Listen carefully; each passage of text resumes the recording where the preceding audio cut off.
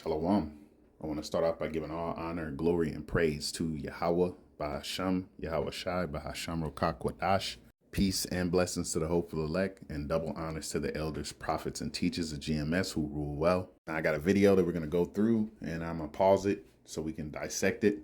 Let's just get it started. Israel is a democracy and is our ally. Yes, right? they are. Explain to me what you see as, why you target or why you have a grudge against the Israelis. The grudge is not necessarily a grudge. It's an objective assessment that no one will have the courage to speak about. This may be you don't want to hear. I don't know. And I certainly don't want to hurt you on your show. You have one of the best. You're fair. But I believe that Israel has a powerful stranglehold on the American government.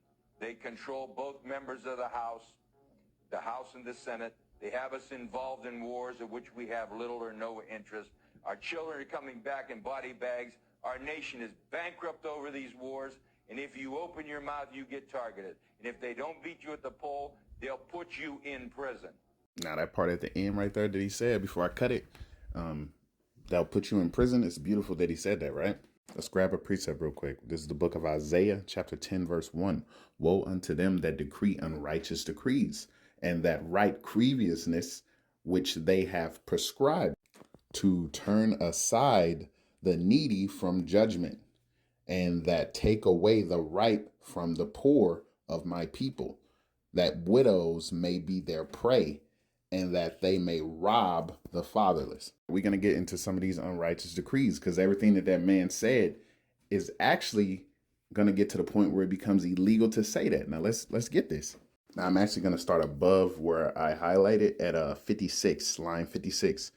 Making malicious, dehumanizing, demonizing, or stereotypical allegations about Jewish individuals as such, or the power of Jewish people as a collective, such as the myth of a worldwide Jewish conspiracy, or of Jewish individuals controlling the media, economy, government, or other societal institutions. Is that not what that man said in that 2009, sit down? So what he said officially now in 2024, that would be considered anti-Semitism. And I might have to do another lesson on how hypocritical Esau Edom is, man. Because they talk about the demonizing of their people when our people are demonized all the time. When the Hebrew Israelites are shed in so much darkness that, some brothers turn their backs on us. And that's fine. That's just them and their lot. But just like that man said, man, you do these things, all this anti-Semitism, they're going to make it illegal eventually, where you're going to go to prison for it, man. This is the whole reasoning behind this, making bills like this, right? To demonize the true men of the Lord. Because that's what it all comes back to. That's why Isaiah chapter 10, verse 1 says, woe unto them that decree unrighteous decrees. This is an unrighteous decree, man. There's no fucking such thing as Semitism or a Semite, man. It should be Shemite. They made this shit up. Why? So they can control the definition. We're conducting an expansionist policy of Israel, and everybody's afraid to say it. They control much of the media. They control much of the commerce of the country. And they control powerfully both bodies of the Congress. They own the Congress. Are you an anti-Semite? Now, you heard the woman. What did she ask the man? Are you an anti-Semite? You can't make this shit up, man. That's exactly what they put as the definition. And what do you say? No, I'm not, but they're going to say it.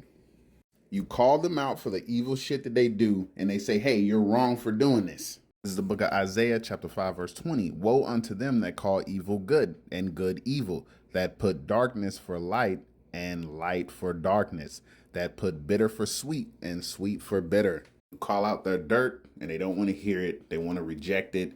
You're speaking ill towards them if you do that. That's anti-Semitism.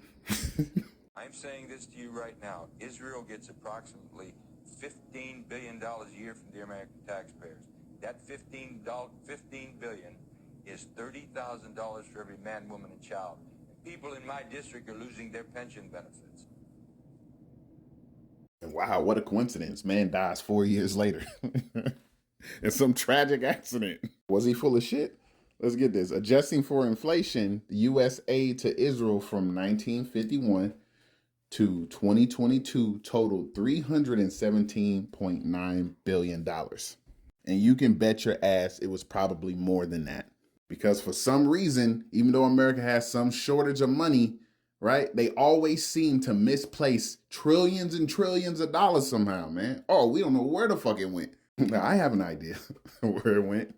What did he say? 30,000 per person per household? That's crazy. If you have a household of 5, that's $150,000 a year, man.